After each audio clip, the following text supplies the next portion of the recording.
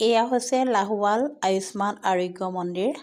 আজি এটা বিশেষ নিমন্ত্ৰণ ৰক্ষা কৰিবৰ বাবে এই আয়ুষ্মান আৰোগ্য মন্দিৰলৈ আহিলোঁ। লাহোৱাল আয়ুষ্মান আৰোগ্য মন্দিৰৰ আশা বাইদেউ, এখেতৰ বায়েকো আশাকৰ্মী আছিলে।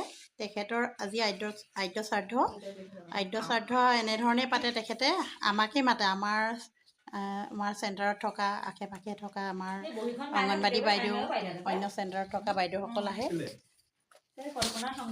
এয়া আমাৰ CSO বাইদেউ খাৰঘৰীয়া আমাৰ ৰেণু নহয় জানো? ৰেণু বাইদেৱে ঘৰতে বনাই আনিছে খুৰমা, এইফালে নাৰিকলৰ লাড়ু, পেৰা আৰু কেক, নিমকি, তাৰপৰা এইটো কি খাজা। বাইদেৱে ধুনীয়াকৈ এনেকৈ আদ্য শ্ৰাদ্ধৰ দিনা প্ৰতি বছৰে আমাক নিমন্ত্ৰণ দিয়ে বাৰু।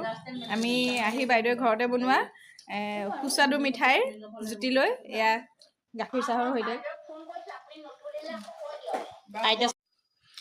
এনেদৰে তেখেতে প্ৰতি বছৰে তেখেতৰ বায়েকৰ আদ্য শ্ৰাদ্ধটো আমাৰ এই চেণ্টাৰতেই পালন কৰে।